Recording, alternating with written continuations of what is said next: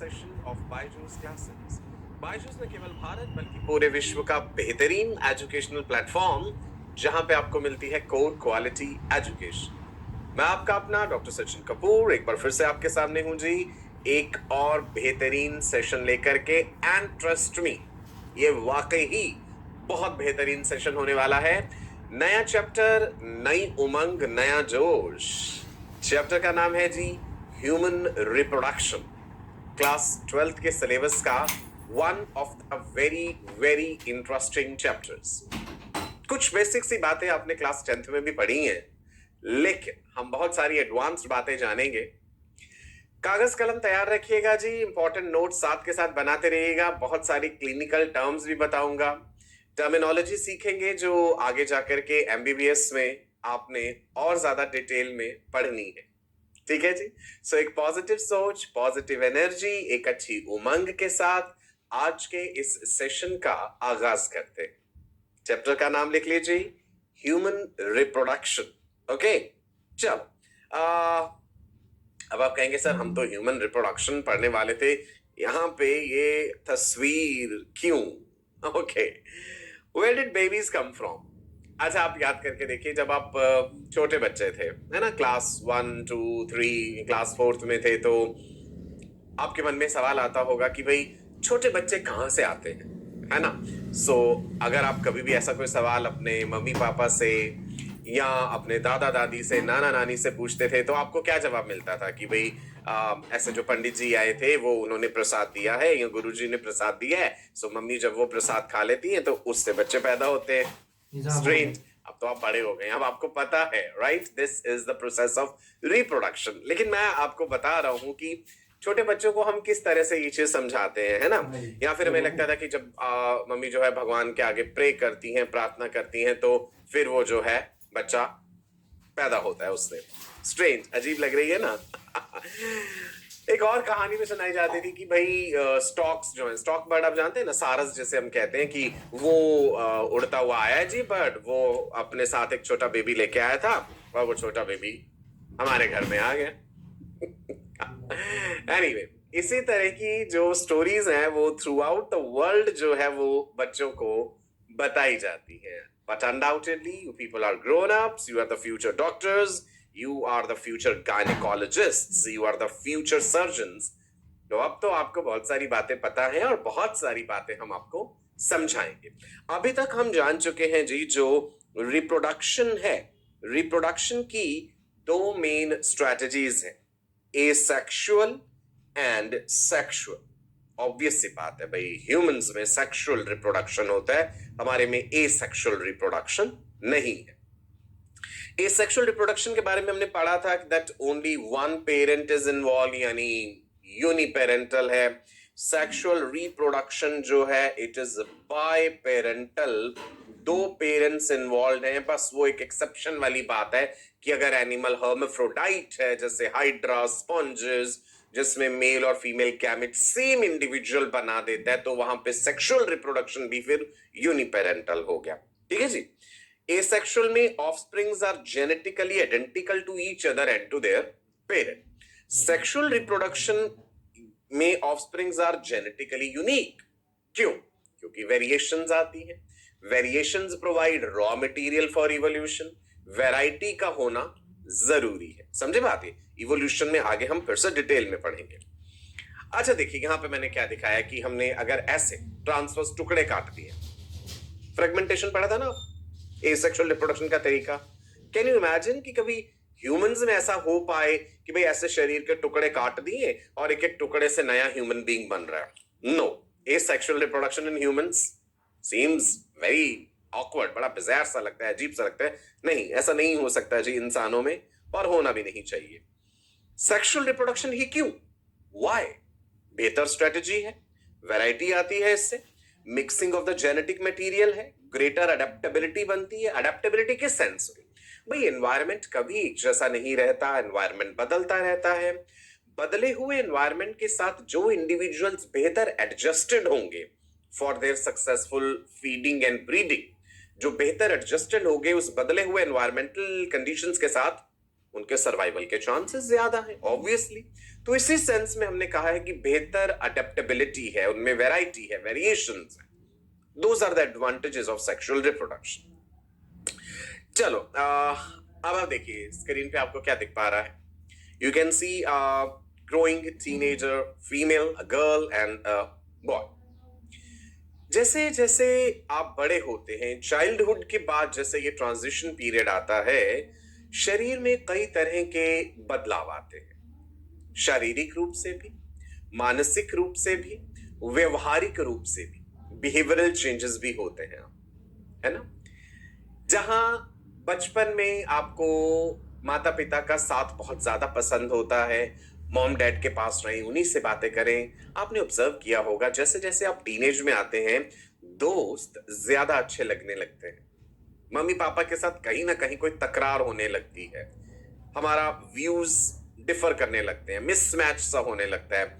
आपको पहले पसंद था कि आप फैमिली के साथ ज्यादा टाइम बिताएं, फिर अचानक ही शरीर में कुछ ऐसे परिवर्तन होते हैं कि अब आपको पसंद है कि आप अकेले में अपने रूम में ज्यादा समय बिताएं, फ्रेंड्स के साथ फोन पे बात करके, चैट करके, व्हाट्सएप पे अपने स्टेटस अपडेट करके, है ना। फैमिली मेंबर्स को हाइड कर देते हैं कि भाई वो हमारा स्टेटस ना देख पाए। Anyway, it's natural. ऐसा क्यों होता है हम जानेंगे। सो अभी आप स्क्रीन पे देख पा रहे हैं कि भाई टीनेज में जैसे ही चाइल्डहुड से आगे बढ़ते हैं हम, शरीर में हार्मोनल बदलाव होते हैं, जिसके कारण, उन हार्मोन्स के कारण फेशियल हेयर ग्रो करते हैं। बॉयज के केस में बियर्ड, मुस्टैचेस आप देख पा रहे हैं, यहाँ पे हमने ये दिखाया है, हल्की हल्की दाढ़ी और हल्की हल्की मूछें आनी शुरू हुई। गर्ल्स के केस में भी बॉडी हेयर ग्रो करते हैं, उतना एक्सटेंसिवली नहीं, है ना। फेशियल हेयर जो है उतने ज्यादा नहीं आते गर्ल्स के केस में। बॉयज एंड गर्ल्स दोनों में ही आर्मपिट के रीजन में, एक्सिलरी हेयर जिसे हम कहते हैं, प्यूबिक रीजन में बाल आने शुरू होते हैं। उसकी क्या वजह है मैं आपको ये भी समझाऊंगा इवोल्यूशनरी पॉइंट ऑफ व्यू से। मैं हमेशा कहता हूं ना, nothing in biology makes sense accept in the light of evolution. ऐसा क्यों हुआ कि ह्यूमन इवोल्यूशन होते होते शरीर के बाकी सभी हिस्सों से बाल जो है कम होने लगे। अगर हम कंपेयर करें अपने आप को एप्स के साथ, गोरिल्ला, चिंपैंजी, ओरंगुटन, ह्यूमंस, अगर हम उनके साथ अपने आप को कंपेयर करें तो हमारे शरीर पे उनके कंपैरिजन में बाल बहुत कम है। और हमारे शरीर में भी देखें कि भाई बॉडी पे हेयर कम है, लेकिन एक्सिलरी रीजन में, आर्मपिट्स में, प्यूबिक रीजन में एंड सिर के ऊपर यहां पे बाल ज्यादा है। ऐसा क्यों हुआ? इवोल्यूशन इसका जवाब आपको देता है, जानेंगे आने वाले सेशंस में। चले जी आगे बढ़ते हैं। देखिए क्या क्या बदलाव आते हैं मेल्स में प्यूबर्टी के टाइम पे। What is puberty? Sexual maturity. देखिए लैरिंक्स गेट्स बिगर। लैरिंक्स, ये वॉइस बॉक्स हम कहते हैं ना, मेल्स में भारी आवाज होती है, गहरी आवाज है, डीप वॉइस है, लो पिच वॉइस है। फीमेल वॉइस हाई पिच होती है, ऊंची आवाज, तीखी आवाज जिसे हम कहते थे। तो आवाज में परिवर्तन आता है मेल्स में और फीमेल्स में। लैरिंक्स जो वॉइस बॉक्स है, यहां पे थायराइड कार्टिलेज होता है। थायराइड कार्टिलेज एनलार्ज करता है under the influence of sex hormones testosterone, और वही एनलार्ज्ड थायराइड कार्टिलेज जो है, नोट कर लीजिएगा, enlarged thyroid cartilage of larynx. Larynx क्या है? Voice box. What is this enlarged thyroid cartilage called? It is Adam's apple, right? Vocal cords जो है males में, they are thicker and longer.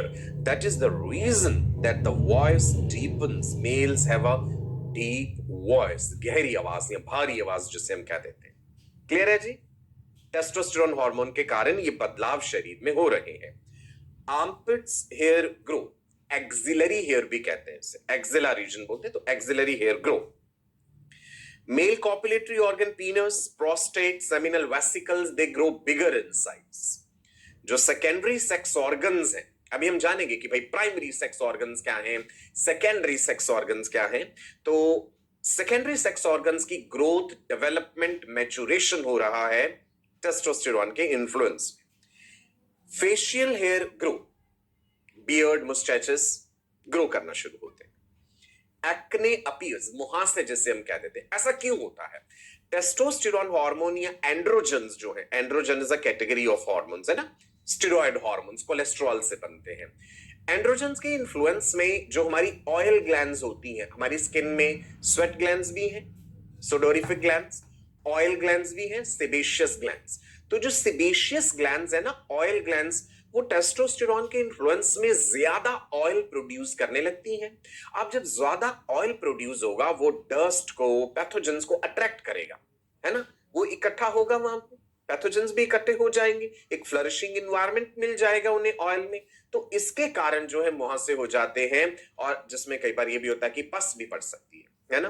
Natural है ये एक्ने होना, धीरे धीरे धीरे जैसे आप ये ग्रोथ पीरियड पास करेंगे ना, ये ठीक हो जाएंगे अपने आप, राइट। सो एक्ने अपीयर होते हैं, it's a common problem in the adolescents. Pubic hair grow, the hair around the reproductive region. So axillary hair, pubic hair बहुत डेंसली ग्रो करते हैं।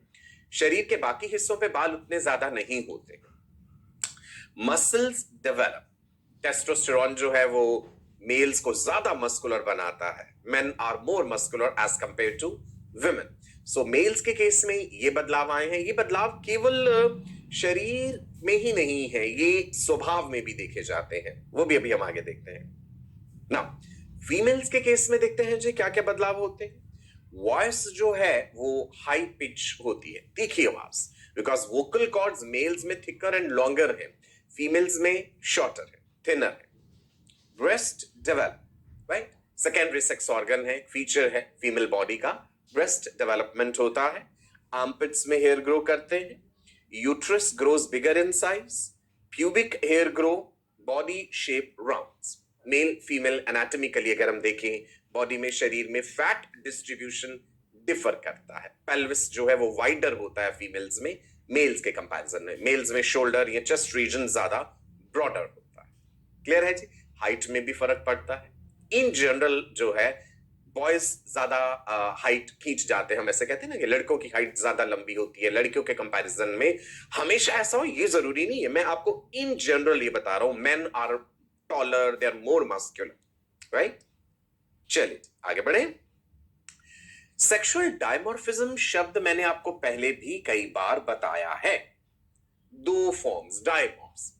सेक्सुअली डायमॉर्फिक किसी ऑर्गेनिज्म को तब कहते हैं जब हम मेल और फीमेल को एक्सटर्नली देख करके क्लियरली पहचान सके, उनमें ऐसे फीचर्स हो, right, distinct male and female individuals that exhibit different characteristics. So वैसे कि ये एनिमल, ये ऑर्गेनिज्म सेक्सुअली डायमॉर्फिक है। तो सेक्सुअल डायमॉर्फिज्म सिर्फ ह्यूमंस में नहीं देखने को मिलता, बहुत सारे और जानवरों में भी है। बर्ड्स में है, रेप्टाइल्स में है, बाकी मैमल्स में है। मेल फीमेल हम देख के पहचान लेते हैं। फीमेल के लिए हम ये सिंबल यूज करते हैं और मेल के लिए ये सिंबल यूज करते हैं।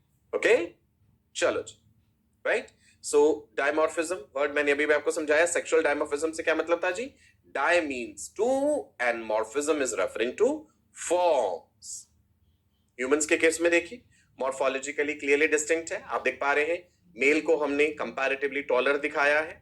आप बॉडी में फैट डिस्ट्रीब्यूशन देखिए जी, राइट, बॉडी कॉन्टूर्स देखिए, क्लियर है। चल, मॉर्फोलॉजी में तो है ही है, ऑब्वियसली अंदर एनाटॉमी में भी है, इंटरनली भी तो डिफरेंसेस है ना। फीमेल में there is female reproductive system, male में there is male reproductive system. We will discuss both male reproductive system as well as female reproductive system in detail. Okay? चलो, सेक्सुअल डायमॉर्फिज्म मैं जैसे पहले जिक्र कर रहा था, स्वभाव में भी है, बिहेवियरल डिफरेंसेस भी होते हैं। देखिए, बिहेवियरल डिफरेंसेस में क्या है कि गर्ल्स प्यूबर्टी टाइम पे जनरली देखा गया है कि थोड़ी शाय हो जाता है स्वभाव, थोड़ा इंट्रोवर्ट हो जाती हैं। बॉयज जो है थोड़ा अग्रेसिव हो जाते हैं, है ना। बिहेवियर में हम कहते हैं फेमिनिन बिहेवियर, मैस्कुलिन बिहेवियर। अब इसमें कोई बिल्कुल क्लियर कट डिस्टिंक्शन नहीं होता that this is masculine and this is feminine. Part of it is genetically determine and part of it is learn from the society, learning process भी है। Mail बच्चा पैदा हुआ, फीमेल बच्चा पैदा हुआ। अब सोसाइटी ने कुछ अपने मापदंड निर्धारित कर रखे हैं, मेल बच्चे की परवरिश कैसे करनी है, फीमेल बच्चे की परवरिश कैसे करनी है। पैदा होते ही कपड़ों में ही हम अंतर कर देते हैं। अगर फीमेल चाइल्ड है तो भाई हम उसके लिए पिंक कलर, हमने कह दिया पिंक कलर की फ्रॉक पहनाएंगे। अगर लड़का है, बॉय है, मेल है, तो हम उसे ब्लू कलर की ड्रेस पहनाएंगे। सो कलर्स हमने एसोसिएट कर दिए, ड्रेसेस अलग अलग एसोसिएट कर दी, ज्वेलरी डिफर कर गई, हेयर स्टाइल्स डिफर कर गए, बहुत सारी चीजें ऐसी हैं जो सोसाइटी टू सोसाइटी डिफर भी कर जाती। Got it? सो उसी के अनुसार जो है बिहेवियरल डिफरेंसेस भी होते हैं। Personality of a person is a result of interaction of genes and environment. Genetics तो है ही है, एनवायरमेंट भी है, परवरिश क्या चीजें सिखा रहा है समाज, हॉर्मोन्स बहुत सारे बिहेवियरल चेंजेस को रेगुलेट करते हैं। टेस्टोस्टेरोन का लेवल ज्यादा होता है मेल्स में, तो इसीलिए एग्रेशन भी ज्यादा है। Men are aggressive in general, जब हम कहते हैं ना बिहेवियर को लेकर के। क्लियर है जी? चलिए इधर देखिए, अब एक बात पढ़ लीजिए। यहाँ पे जो तस्वीर दिखी उसके लिए हमने एक डिस्क्लेमर दिया है, it is not part of sexual dimorphism. Society वाली बात जो मैं आपको कह रहा था कि भाई रोल्स डिसाइड कर दिए हमने, है ना। आप इस तस्वीर में देख पा रहे हैं, फीमेल जो है, महिला जो है वो खाना पका रही है रसोई में, मेल जो है वो बैठा है, वो खाना खा रहा है। सो ये रोल कैसे डिसाइड हुए होंगे, सोचिए जरा, मैं आपको बताता हूं। फिर आप कहेंगे कि सर फिर से इवोल्यूशन। यस, फिर से इवोल्यूशन। सुनिए, अगर हम आज से लाखों साल पीछे चले जाते हैं, राइट, ह्यूमन इवोल्यूशन की अगर हम बात करें, men are taller, they are muscular. So how the roles they got decided? Men will move out of the home, they will search for the food. Female, she will stay at the home because if she is pregnant, her mobility is restricted. अगर वो pregnant है तो उसकी mobility restrict हो जाएगी, उसके लिए बड़ा कठिन होगा घर से बाहर जाकर के स्वयं को प्रेडेटर से भी बचा करके भोजन की तलाश कर पाना, है ना। सो फीमेल घर पे रहेगी। ये रोल्स कैसे डिसाइड हुए होंगे इवोल्यूशनरी पॉइंट ऑफ व्यू से मैं आपको ये समझा रहा हूं, है ना। So female will stay at the home, she will take care of the kids because her role in reproduction is too much. Reproduction की प्रोसेस में फीमेल का एनर्जी इन्वेस्टमेंट बहुत ज्यादा है। अगर वो प्रेग्नेंट है तो 9 महीने तक प्रेगनेंसी का बर्डन उसे सहना है। When the baby is delivered out, जब बच्चा पैदा हुआ, she has to feed the baby on her milk, बच्चे को अपना मिल्क देना है। बच्चा असहाय है, human baby is very helpless when the baby is born. तो मदर घर पे रहेगी, बच्चे की टेक केयर करेगी, और अगर बूढ़े बुजुर्ग माता पिता हैं उनका भी ख्याल रखेगी। मैन मस्कुलर हैं, टॉलर हैं, स्ट्रॉन्ग हैं, वो घर से बाहर जाएंगे, कठिन परिस्थितियों का सामना करते हुए वो भोजन की तलाश करेंगे। और हुआ क्या है कि जैसे जैसे हमारे में बाइपीडल लोकोमोशन हो गया, एनिमल्स कैसे है, टेट्रापॉड्स तो है ही, क्वाड्रिपीडल लोकोमोशन है, 2 हाथ 2 पैर उस पे चलते हैं ना ऐसे। ह्यूमंस में बिल्कुल इरेक्ट पोस्चर है, हम 2 टांगों पे चलते हैं, हमारे हाथ फ्री हैं। बाइपीडल लोकोमोशन ने हमें बड़ा फायदा दिया, एक तो कद लंबा कर दिया हमारा, और दूसरे हमारे हाथ फ्री हो गए कि हाथों में हम चीज पकड़ सकते हैं, हमारा थंब भी अपोजेबल है, ऐसे ग्रिप बना सकते हैं किसी चीज में।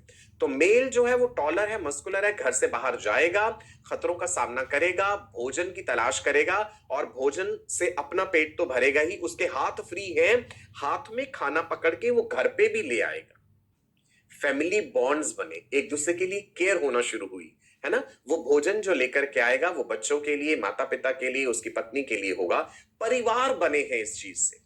ह्यूमन इवोल्यूशन में ये बातें आपको फिर से समझाऊंगा कि बाइपीडल लोकोमोशन और फीमेल में मेंस्ट्रुअल साइकिल आ जाने से किस प्रकार से परिवार बने, है ना। तो ये रोल्स जो डिसाइड हो गए कि मेल जो है वो भोजन कमा करके लाएगा, फीमेल जो है वो घर संभालेगी, इवोल्यूशनरी पॉइंट ऑफ व्यू से मैं आपको ये एक्सप्लेन कर रहा हूं।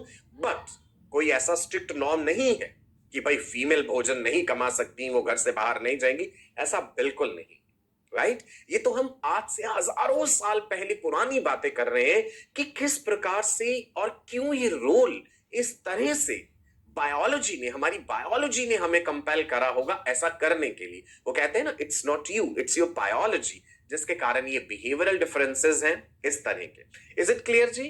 Right, evolutionary point of view से समझ आई ये बात। चलो अगली स्लाइड देखते हैं ना। जैसा कि मैंने कहा कि भाई ये कोई जरूरी नहीं होता कि ये काम मेल ही करेगा, ये काम फीमेल नहीं कर सकती, ऐसा कुछ नहीं है। ऐसा कोई काम नहीं है जो लड़कियां नहीं कर सकती हैं। They are equally competent, they are equally intelligent, they are equally brave.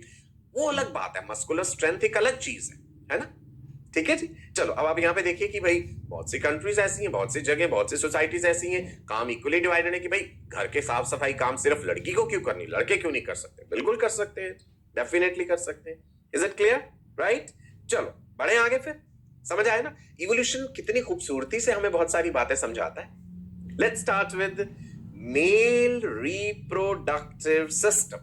एक बात तो आप ये याद रखिएगा, हमारे शरीर के जितने भी सिस्टम्स हैं, कौन कौन से हैं?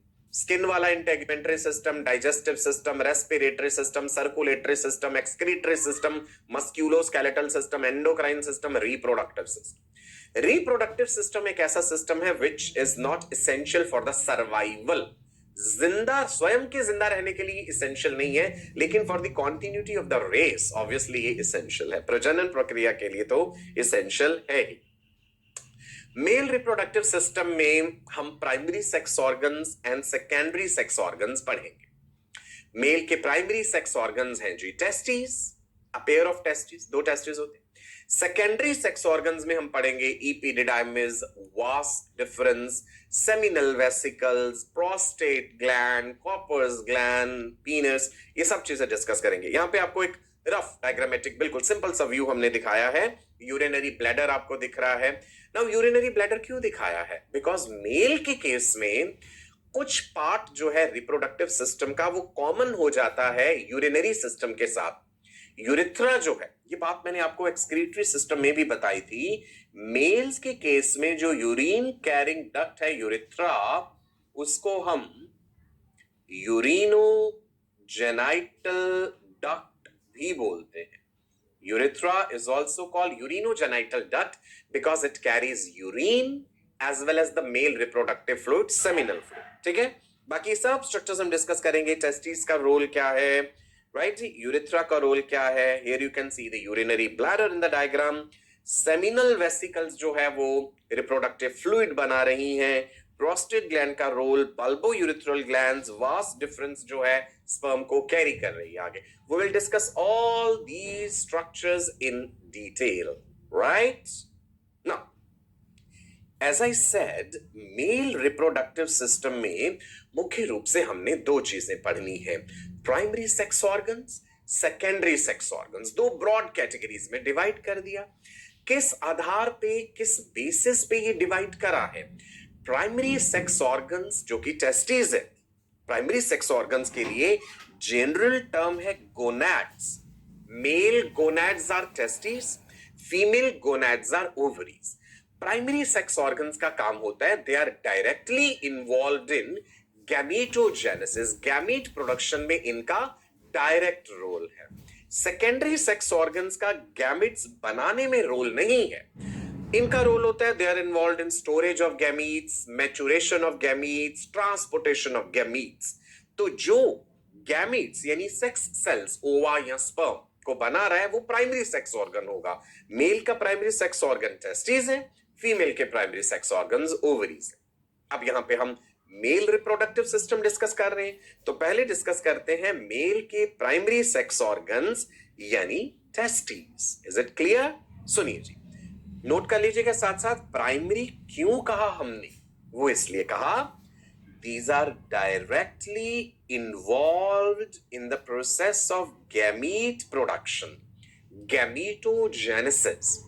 गैमेटोजेनेसिस भी दो तरह का है, स्पर्म प्रोडक्शन के लिए स्पर्मेटोजेनेसिस, ओवा प्रोडक्शन के लिए oogenesis।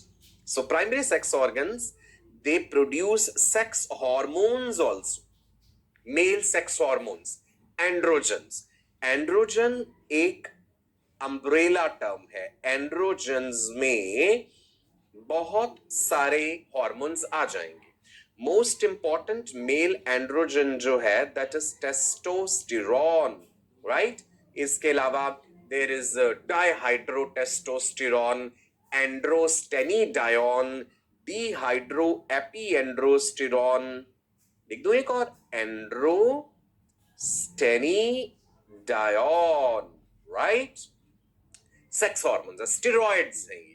स्टेरॉइड्स किससे बनती? कोलेस्ट्रॉल से। तो मेल के प्राइमरी सेक्स ऑर्गन्स है जी टेस्टिस। तो यानी टेस्टिस दो काम कर रहे हैं, गैमेटोजेनिक फंक्शन, गैमीट्स बनाना, एंडोक्राइन फंक्शन, हार्मोन प्रोड्यूस करना। डुअल फंक्शन है टेस्टिस का, ऐसे ही ओवरीज का भी डुअल फंक्शन होता है। Okay, now let's look at the male external genitalia. External genitalia से मतलब एक्सटर्नली विजिबल पार्ट जो है रिप्रोडक्टिव सिस्टम का, right? That is penis, the male copulatory organ, and scrotum, right? This is scrotum, this pouch like structure which is hanging between the two legs. Scrotum के अंदर testes है, दो testes, right? Scrotum के बीच में partition होता है, scrotal septum. Right and left testes की position में थोड़ा सा डिफरेंस भी होता है, उसका रीजन भी अभी आपको समझाऊंगा, है ना? चलिए जी आगे बढ़ते हैं। Let's talk about the male copulatory organ penis. It conducts urine as well as the male reproductive fluid semen, which contains the sperms.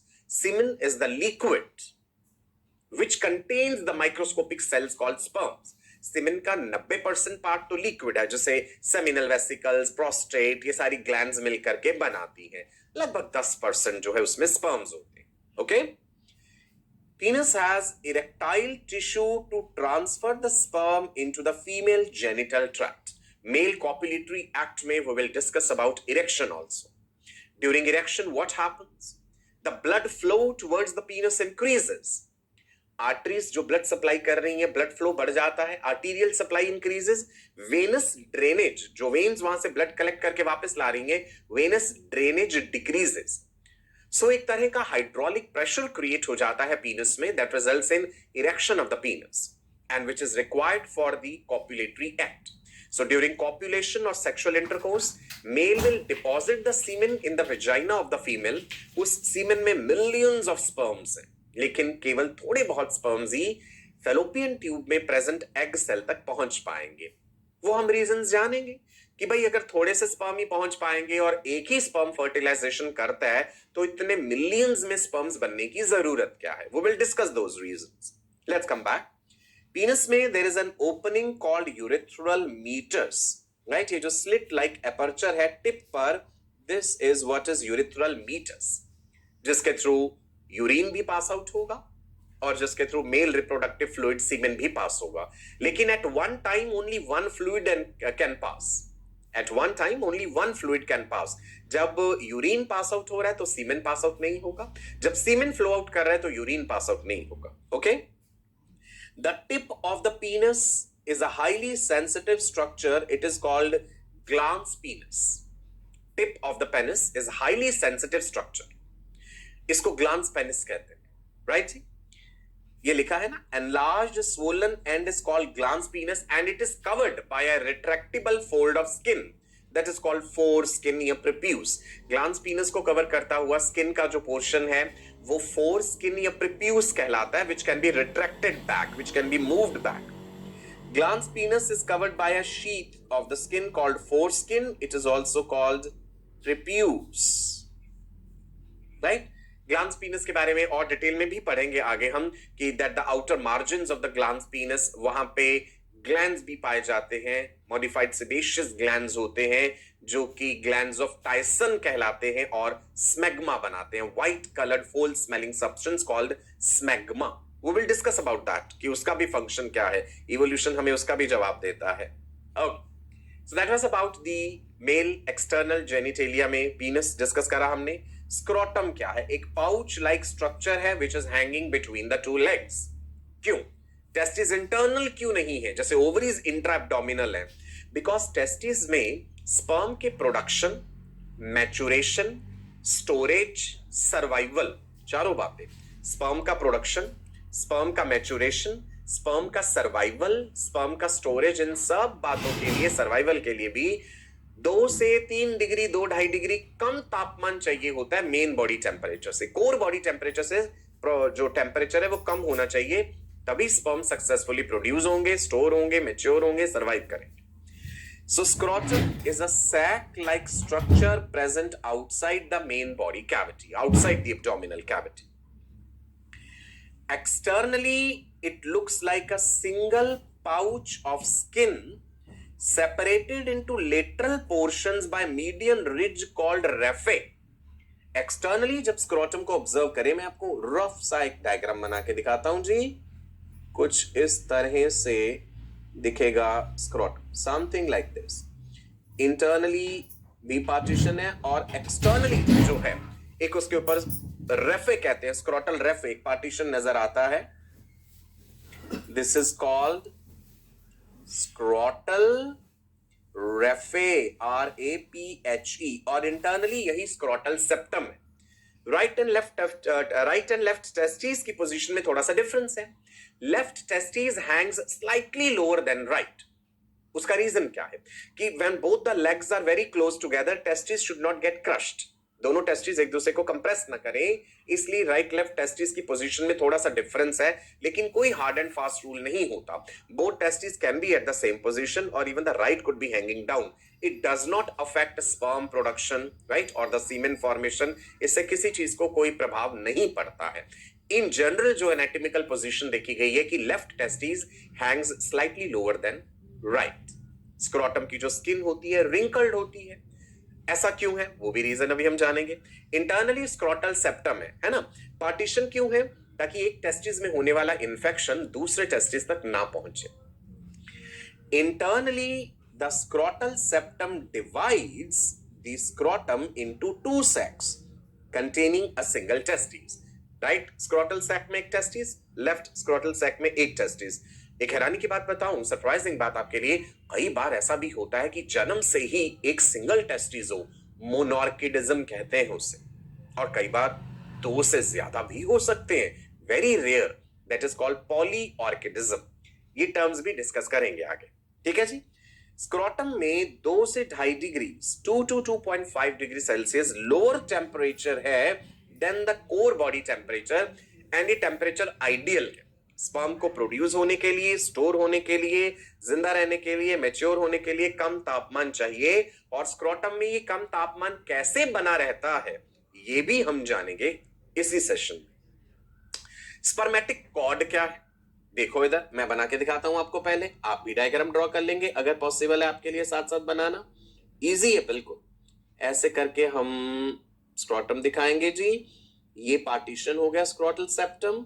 This is one testis, this is another testis, यहां पे इपिडिडाइमिस है, और ऐसे ये जो है spermatic cord है, दोनों तरफ होगा, ऑफ कोर्स इधर भी होगा, राइट टेस्टिस की तरफ भी, लेफ्ट की तरफ। सो स्पर्मेटिक कॉर्ड क्या है?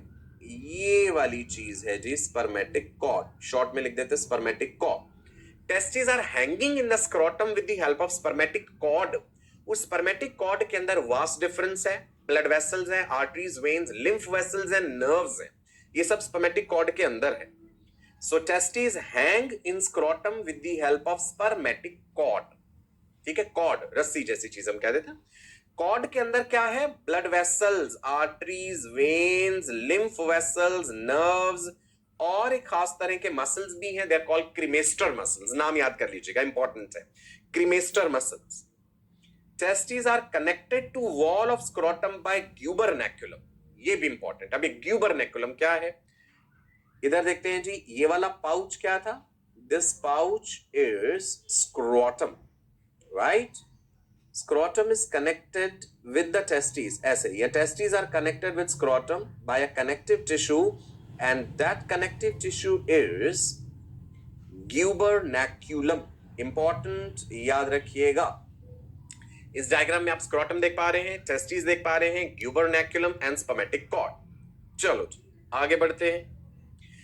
किस प्रकार से संभव है कि टेस्टिस जो स्क्रोटम में है वहां पे एक फेवरेबल तापमान बना हुआ है? Thermo regulation bye scrotum. Thermo regulation से मतलब टेम्परेचर रेगुलेशन। कम तापमान चाहिए था ना। स्क्रोटम कैसे मदद करता है कम तापमान बना के रखने में? Number 1, sweat glands. स्क्रोटम की वॉल में there are large number of sweat glands. जहां पे एक्सेसिव स्वेटिंग होगा, स्वेट जब इवेपोरेट करेगा तो एक कूलिंग इफेक्ट देगा, है ना। सो पहला कारण ये हो गया। स्क्रोटम की वॉल में डार्टोस मसल्स हैं और स्पर्मेटिक कॉर्ड में क्रीमेस्टर मसल्स हैं। इन मसल्स का रोल क्या है वो भी समझते हैं। एक तीसरा पॉइंट समझते हैं कि पेम्पिनीफॉर्म प्लेक्सिस।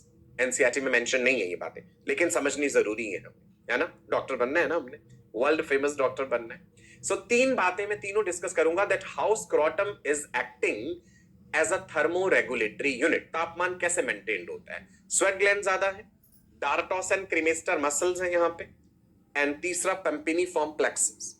नाउ पहला पॉइंट आ गया कि स्वेट ग्लैंड्स किस प्रकार से थर्मो रेगुलेशन में मदद करती है। Wall of scrotum has large number of sweat glands which result in excessive sweating. और जहां भी स्वेट ज्यादा होगा, जब वो इवेपोरेट करेगा तो कूलिंग इफेक्ट देता ही। पहला पॉइंट क्लियर हो गया। दूसरा point, dartos and cremaster muscle. अब ये सुनना ध्यान से, स्क्रोटम की वॉल में डार्टोस मसल्स है, स्पर्मेटिक कॉर्ड में क्रीमेस्टर मसल, नाम लिख लिख के याद कर ले। ये दोनों मसल्स ही इनवॉलंटरी स्मूथ मसल्स हैं। आप जानते हैं स्मूथ मसल्स इनवॉलंटरी होते हैं। ये तापमान के रिस्पांस में, टेम्परेचर चेंजेस के रिस्पांस में कॉन्ट्रैक्ट या रिलैक्स करते हैं अपने आप। जब बाहर का तापमान बहुत कम है, बहुत ज्यादा ठंड है, स्क्रोटल एरिया के आसपास टेम्परेचर कम है, scrotum becomes tight on its own. कैसे? Because dartos muscles low temperature के रिस्पांस में कॉन्ट्रैक्ट कर जाते हैं, सिकुड़ जाते हैं, scrotum becomes wrinkled. Cremaster muscles contract करेंगे, स्पर्मेटिक कॉर्ड के मसल कॉन्ट्रैक्ट करें, testis are pulled slightly up towards abdominal area to get the warmth of the abdominal area. So कम तापमान में मसल्स कॉन्ट्रैक्ट, और जब बहुत ज्यादा गर्मी है बाहर, हाई टेम्परेचर है, तो ये मसल्स रिलैक्स कर जाते हैं। डार्टोस मसल रिलैक्स करेंगे, ओवरऑल सरफेस एरिया बढ़ेगा, है ना, हीट लॉस होगा। क्रीमेस्टर मसल रिलैक्स करे, testis are moved slightly away from the main body area. Clear है? तो dartos and cremaster muscle smooth muscles हैं, इनवॉलंटरी हैं। इनके अपने आप कॉन्ट्रैक्शन एंड रिलैक्सेशन से एक डेफिनेट टेम्परेचर बना रहता है। सुनो अब ध्यान से, just below the outer skin of the scrotum a layer of fascia is present known as dartos fascia. Okay, this layer is devoid of fat. यहां पे फैट नहीं है, यहां पे स्मूथ मसल फाइबर्स हैं जिन्हें डार्टोस मसल्स कहा जाता है। Associated with each testis there are cremaster muscles. They are small bands of the muscles. They are cremaster muscles. Okay, चलो आगे बढ़ते हैं। ये मसल्स करते क्या है? In response to cold temperature the cremaster and the dartos muscles contract. ठंडे तापमान के रिस्पॉन्स में ये कॉन्ट्रैक्ट करते हैं। कॉन्ट्रैक्शन जब होगा क्रीमेस्टर मसल का, तो testis are moved closer to the body so that they can absorb the body heat. Cremaster muscle contract हुए तो testis are pulled slightly up, relax हुए तो टेस्टिस हल्का सा दूर चले गए। ऐसे ही डार्टोस मसल्स जब कॉन्ट्रैक्ट हुए, contraction of the dartos muscles of scrotal wall, scrotum becomes tight यानी wrinkled in appearance, which is going to reduce the heat loss. और जब वो एक्सपेंड कर जाएगी तो फिर हीट लॉस होगा वहां से ज्यादा गर्मी में। Exposure to the warmth reverses these actions. तो हमने सादी भाषा में याद रखना है, dartos and cremaster muscles contract and relax in response to temperature. Low temperature के रिस्पॉन्स में कॉन्ट्रैक्ट, हाई टेम्परेचर के रिस्पॉन्स में रिलैक्स। Is it clear? तीसरी चीज है पेम्पिनीफॉर्म प्लेक्सस। प्लेक्सस वर्ड का मतलब होता है नेटवर्क, ब्लड वेसल्स का हो या नर्व्स का हो। यहां पे हम ब्लड वेसल्स के नेटवर्क की बात कर रहे हैं। आप एक बात गौर से समझिएगा, हमने कहा कि टेस्टिस जो है वो मेन बॉडी कैविटी से बाहर हैं स्क्रोटम में, तो टेस्टिस तक ब्लड वेसल्स तो पहुंच ही रही हैं। मान लो ये है जी स्पर्मेटिक कॉर्ड, और स्पर्मेटिक कॉर्ड के अंदर मैंने कहा था ब्लड वेसल्स होती हैं। आर्टरी होगी, ब्लड लेके आएगी, वेन होगी जो ब्लड ले जाएगी। अगर आर्टरी के अंदर जो ब्लड फ्लो कर रहा है, जो मेन बॉडी रीजन की तरफ से आया है, चलो मैं ये एक आर्टरी दिखाता हूं ऐसे रेड कलर से, और मान लो ये अंदर जा रही है टेस्टिस में, तो इस आर्टरी के अंदर तो गर्म ब्लड होगा, वार्म ब्लड है, मेन बॉडी से आया है। तो फिर फायदा क्या हुआ टेस्टिस को स्क्रोटम में रखने का, अगर वो गर्म खून, वो वार्म ब्लड टेस्टिस को टच कर जाए? तो ऐसा नहीं होना चाहिए। इसका मतलब है कि टेस्टिकुलर आर्टरी का ब्लड टेस्टिस तक पहुंचाने से पहले ठंडा कर देना चाहिए, कूल हो जाए। तो जो वेन टेस्टिस से ब्लड वापस ले जा रही है वो टेस्टिकुलर आर्टरी की चारों तरफ लिपटी हुई है, पेम्पिनीफॉर्म प्लेक्सिस बना देती है। टेस्टिकुलर ब्लड का हीट ट्रांसफर हो जाता है, आर्टीरियल ब्लड में जो हीट है that gets transferred to the venous blood, और जो टेस्टिकुलर वेन फिर ब्लड वापस ले जाती है उसका ब्लड गर्म हो जाता है, आर्टरी का ब्लड जो अंदर एंटर करता है वो कंपैरेटिवली कूल हो जाता है। समझ आई आपको ये बात? दोबारा से बताता हूं, what is pampiniform plexus? Extensive network of veins from the testes that surround the testicular artery in the spermatic cord. ये जो बाहर वाली डक्ट हमें दिख रही है, this is spermatic cord, okay? ये है spermatic cord, और उसके अंदर जो रेड कलर से दिखाई है वो क्या है? Testicular artery. Shall I write that? Simply चलो आर्टरी लिख देते हैं, टेस्टिकुलर आर्टरी। मैंने कहा कि ये गर्म ब्लड लेके जा रही है, भाई इसके गर्म ब्लड को ठंडा करो किसी तरह से। तो जो वेन ब्लड वापस ले जाती है, चलो यहां से मैं कि वेन दिखाता हूं, राइट, और उसको भी मैं येलो कलर से दिखा रहा हूं। ये वेन इसी टेस्टिकुलर आर्टरी के चारों तरफ लिपट जाती है ऐसे करके, ये एक नेटवर्क बना देती है यहां पे। ये नेटवर्क पेम्पिनीफॉर्म प्लेक्सिस कहलाता है, और ये क्या करता है उसके बाद फिर ये कंटिन्यू ऐसी, ठीक है जी। ये जो नेटवर्क सा दिखा है ना आपको, this is what is PP, pampiniform plexus. Testicular vein ने आर्टरी के चारों तरफ जाल फैला दिया ऐसे, अब वहां पे हीट लॉस हो जाएगा, आर्टीरियल ब्लड की हीट लॉस हो जाएगी वेनस ब्लड में। क्लियर है? राइट नाउ, अगर ऐसा ना होता, the warm arterial blood would heat the testis. अगर ऐसा ना होता, the warm arterial blood would heat the testes and inhibit sperm production. So यहां पे एक तरह से काउंटर करंट हीट एक्सचेंजर हो रहा है। काउंटर करंट होता है जब दो क्लोजली प्लेस्ड वेसल्स में ऑपोजिट डायरेक्शन में फ्लूइड फ्लो करता है। हमने counter current word urinary system में भी पढ़ा था, counter current mechanism of urine formation. तो सादी भाषा में याद रखिए, pampiniform plexus is network of the blood vessels in the spermatic cord. Testicular vein ने आर्टरी के चारों तरफ एक नेटवर्क बनाया है ताकि आर्टरी के अंदर बहने वाला गर्म खून अपनी हीट दे दे वेन को, और फिर ठंडा होकर वो खून आगे बढ़े। सो यही काम है जी कि स्क्रोटम एक थर्मो रेगुलेटरी यूनिट की तरह कैसे काम कर रहा है। क्लियर हुआ जी? राइट। चलो एक इंटरेस्टिंग बात बताऊं आपको, देखिए, circumcision, have you heard of this? Circumcision, आपके सामने दो डायग्राम्स हैं यहां पे। This is circumcised penis, जहां पे glans part clearly exposed है। This is uncircumcised penis, जहां पे foreskin मौजूद है। मैंने आपसे थोड़ी देर पहले कहा था ना, the tip of the penis is the glans penis and it is highly sensitive structure। ये वाली ओपनिंग जो है यहां पे, इसी को बोलते हैं urethral meatus या urinogenital meatus। Glans penis has rich supply of nerves and it's a very sensitive structure. It is covered by foreskin or prepuce, and this foreskin can be moved back, can be retracted back, it can be retracted back to expose the glans part. कई बार क्या होता है, जन्म से ही by birth the foreskin is very tight, phimosis कहते हैं, that's a clinical problem, phimosis। Foreskin is very tight and cannot be moved back। Urination में problem होती है, वहां पे ऑयल, सेबेशियस सब्सटेंसेस वो सब इकट्ठे होते रहेंगे, पैथोजेंस इकट्ठे हो जाएंगे, जिसके कारण इन्फेक्शन के चांसेस ज्यादा हो जाते हैं, स्पेगमा इकट्ठा होता रहेगा। सो होता क्या है कि if the foreskin is very tight then it has to be surgically removed. या तो part of skin is surgically removed और the entire foreskin is surgically removed, and that surgical removal of the foreskin is called circumcision, right जी। It is also a religious practice in few particular religions, right? जहां पे circumcision किया जाता है। कई medical reports ऐसा बताती हैं कि circumcision कर देने पे HIV ट्रांसमिशन के चांसेस कम हो जाते हैं, राइट? क्लियर है? circumcision समझ आया? When the foreskin is very tight, it is surgically removed, small part of the foreskin or the entire foreskin. It is also a religious practice. Is it clear? Right? बढ़े आगे। सो mail external genitalia में पीनस का कुछ basic structure discuss करा हमने। Scrotum के बारे में मैंने आपको बताया, और ये बताया कि टेस्टिस जो है वो एक्स्ट्रा एब्डोमिनल होते हैं। बढ़े आगे, चलो लेट्स टॉक अबाउट टेस्टिस। यहां पे इस डायग्राम में आपको ये स्ट्रक्चर दिख रहा है जी, टेस्टिस,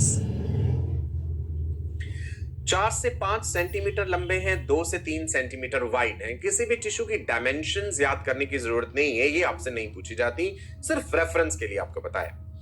फंक्शन क्या है? डुअल फंक्शन है। स्पर्म तो प्रोड्यूस होते ही हैं and there is secretion of the male sex hormones called androgens. Testis are mixed tissue. Gametogenic function भी है और एंडोक्राइन फंक्शन भी है। In most of the mammals testis जो है उनमें उनका जो लोकेशन है extra abdominal, right? Testis are extra abdominal because, reason देखना, sperm production, maturation, storage, survival, चारों बातें।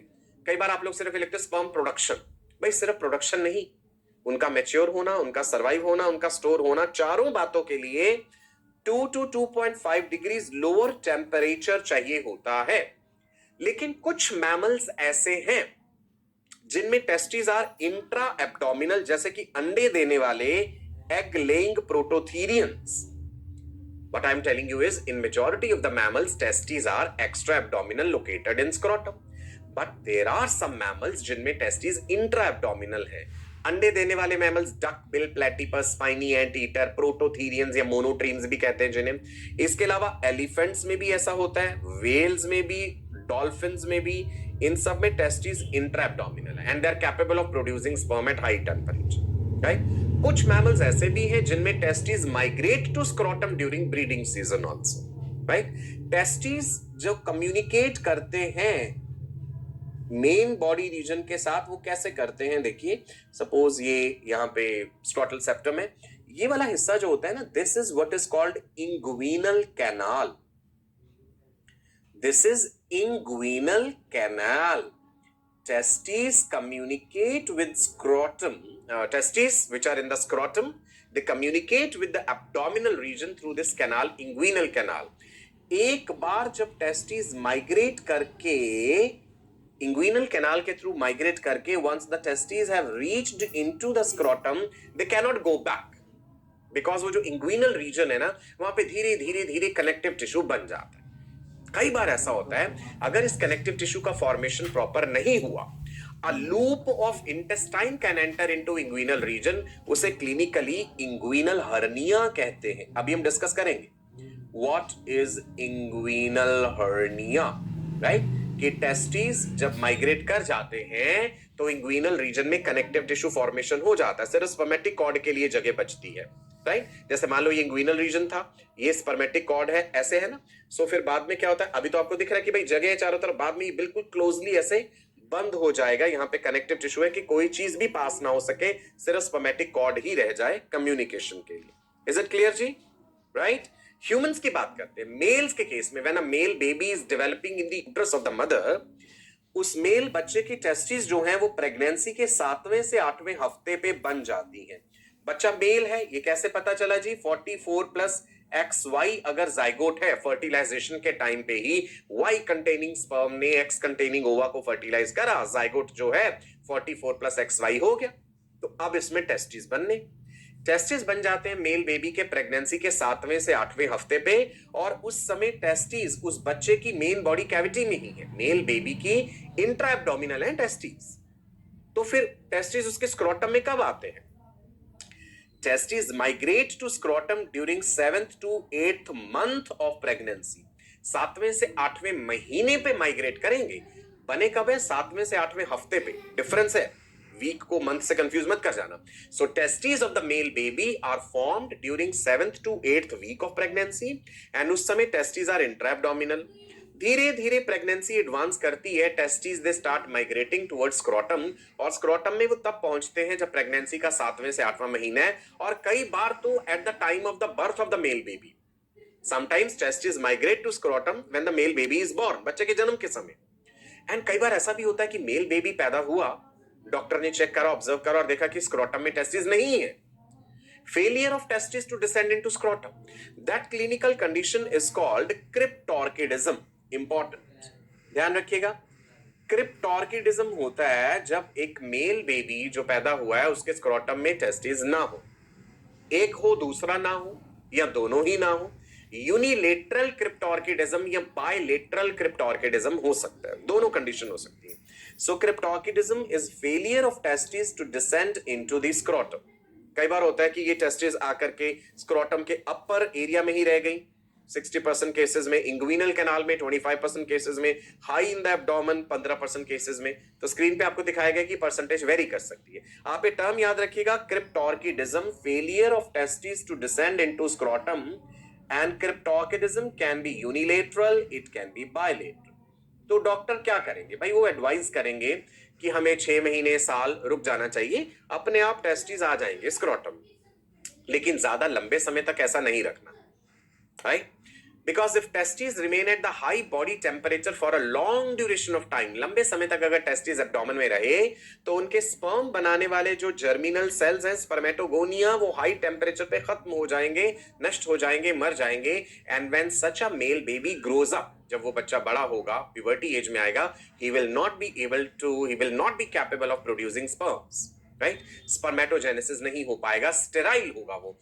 Otherwise, he will be a perfectly normal masculine male because hormone बनाने वाले जो लेडिग सेल्स हैं टेस्टिस के, इंटरस्टिशियल सेल्स जो हैं, वो हाई टेम्परेचर से इफेक्ट नहीं होते हैं, राइट? केवल स्पर्मेटोगोनिया सेंसिटिव हैं टेस्टिस में हाई टेम्परेचर के लिए.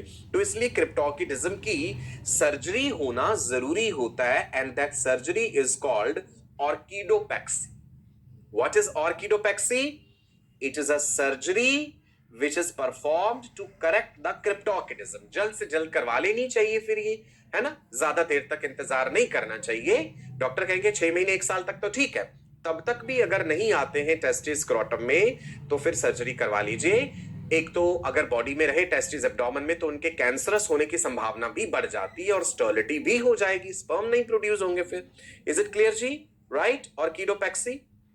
इसके अलावा कुछ और भी टेक्निकल टर्म्स बताता हूं.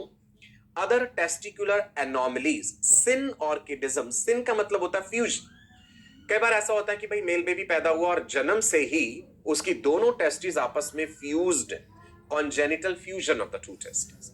मोनॉर्किडिज्म, मोनो मतलब one, presence of a single testis in the scrotum. Polyorchidism, poly मतलब मेनी, इट इज रेयर कि भाई मोर देन 2 टेस्टिस प्रेजेंट हो. Orchitis, inflammation of the testis. Hydrocele, accumulation of fluid in the testes. ऐसा हो जाता है कई बार, particularly in case of heavy weight lifters जो है, उनमें इंग्विनल हर्निया और हाइड्रोसील के चांसेस बढ़ जाते हैं. फ्लूइड एक्यूमुलेट होने लग जाता है टेस्टिस में, स्क्रोटम स्वेल कर जाता है. सादी भाषा में हम कह देते हैं कि भाई स्क्रोटल रीजन में पानी भर गया है. सर्जरी करके फिर इसे ठीक किया जाता है. इंग्विनल हर्निया जो मैंने आपको थोड़ी देर पहले बताया कि टेस्टिस एक बार जब माइग्रेट कर गए हैं स्क्रोटम में, these can not go back into abdomen, क्योंकि inguinal canals get sealed due to formation of connective tissue. वो इंग्विनल रीजन बंद हो जाता है. लेकिन अगर वो बंद नहीं हुआ, due to improper closure of inguinal canal, a loop of intestine can enter inguinal region, that is inguinal hernia. Inguinal hernia जन्म से भी हो सकता है या फिर बाद में, जो हैवी वेट लिफ्ट करेंगे ऐसे जमीन से बहुत ज्यादा वजन, विदाउट वियरिंग दो स्क्रोटल सपोर्टर्स, तो क्या होगा? एब्डोमिनल मसल्स का प्रेशर लगता है इंग्विनल रीजन में, इंग्विनल कैनाल रप्चर हो जाती है, तो इंग्विनल हर्निया हो जाता है. फिर सर्जरी करके इसे ठीक करते हैं. इसीलिए कहा जाता है बॉडी बिल्डर्स को, हैवी वेट लिफ्टर्स को, कि वो एक्सरसाइजेस करते समय, वेट लिफ्टिंग करते समय, स्क्रोटल सपोर्टर्स जो है, they are tight under garments which keep the scrotum supported, वो जरूर पहने. राइट जी? सो इंग्विनल हर्निया के कारण क्या क्या हो सकते हैं? Inguinal hernia is caused by increased pressure within the abdomen, right? Pre-existing weak spot in the abdominal wall.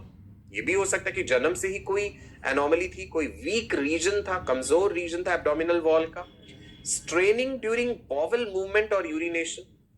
Constipation अगर ज्यादा रहता है, बहुत ज्यादा प्रेशर लगाना पड़ता है while passing of the faeces, उससे भी हो सकता है. स्ट्रेनस एक्टिविटी, बहुत ज्यादा विगरस बॉडी एक्टिविटीज हो रही, बहुत ज्यादा रनिंग, हैवी वेट लिफ्टिंग, या फिर बहुत लंबे समय से खांसी है, जिसके कारण से, बिकॉज ऐसे खांसेंगे भी तो एब्डोमिनल मसल्स का प्रेशर लगता है बार बार इंग्विनल रीजन पे. So there can be different reasons for inguinal hernia. Surgically इस प्रॉब्लम को ठीक कर दिया जाता है. एक और टर्म बताना चाहूंगा, ऑर्चिडेक्टमी, ऑर्चिडेक्टोमी या ऑर्चिडेक्टमी, जब किसी कारणवश हमें टेस्टिस सर्जिकली निकालने पड़े, so it is surgical removal of the testis. मान लो कैंसरस हो चुके हैं टेस्टिस तो निकालने पड़े, कोई इंजरी हुई, बहुत ज्यादा ब्लीडिंग हो गई है, टेस्टिस डैमेज हो गए तो निकालने पड़े। Castration is the removal of gonads. आपने ये टर्म भी सुना होगा, कैस्ट्रेशन।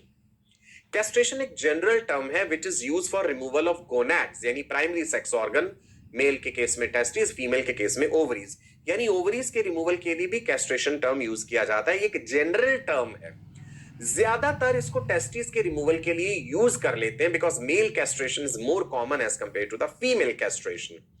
जैसे आपने ऑक्स और बुल में डिफरेंस पता है आपको? पता है जी आपको? Castration makes the animal less aggressive यानी docile because level of testosterone hormone decreases. Bull fight में बुल यूज होते हैं। अब बुल जो है बड़ा एग्रेसिव होता है, अब खेत में हल जोतने के लिए उसका इस्तेमाल करना कठिन हो जाएगा, वो एग्रेसिव है, वो अपने सींग मारेगा हमें, तो हम उसकी टेस्टिस को क्रश कर देते हैं, रिमूव कर देते हैं और तब हम उसे कह देते हैं कि वो बैल बन गया। सो ऑक्स और बुल में ये डिफरेंस है। Ox is the castrated bull. Is it clear? So animals में कैस्ट्रेशन करने से वो डोसाइल हो जाते हैं और ये क्वेश्चन नीट में आया भी हुआ है। प्रीवियस ईयर आप क्वेश्चन पेपर्स देखिएगा, आपको मिल जाएगा ये क्वेश्चन। राइट जी? ठीक है, क्लियर है? चलो, तो आज के इस सेशन में हम इतना ही रखते हैं। आने वाले सेशंस में हम टेस्टिस की हिस्टोलॉजी जानेंगे, क्या क्या अलग अलग लेयर्स हैं जो टेस्टिस को कवर कर रही हैं। टेस्टिस का सेक्शनल व्यू देखेंगे कि भाई उसके अंदर सेमिनिफेरस टिब्यूल्स हैं, सेमिनिफेरस टिब्यूल्स के अंदर सर्टोली सेल्स हैं, स्पर्मेटोगोनिया हैं, मेल रिप्रोडक्टिव ट्रैक्ट के और क्या क्या ऑर्गन्स हैं, इपिडिडाइमिस का फंक्शन, वास डिफरेंस का, right, seminal vesicle, prostate gland, ये सब चीजें अगले सेशन में हम पढ़ेंगे। तब तक के लिए रिवाइज जरूर कीजिएगा जो रनिंग नोट्स आपने बनाए हैं। बहुत सारी नई इंफॉर्मेशन आपको आज पता चली ना, कितनी सारी क्लिनिकल टर्म्स भी पता चली। सिनऑर्किडिज्म क्या है, पॉलीऑर्किडिज्म क्या है, मोनॉर्किडिज्म क्या है, ऑर्चाइटिस क्या है, ऑर्चिडेक्टोमी, कैस्ट्रेशन, क्रिप्टोऑर्किडिज्म, ऑर्किडोपेक्सी, याद रखनी है ये सब। You are the future doctors. चलो, मेंटर्स के कांस्टेंट टच में रहना है, डेली प्रैक्टिस पेपर्स भी प्रैक्टिस करने हैं और पीछे का सिलेबस भी साथ साथ रिवाइज जरूर करते रहिए। ठीक है जी? नमस्कार, bye bye, God bless you all, wish you all a very bright future and I hope all of you enjoyed the session. God bless you all, bye bye.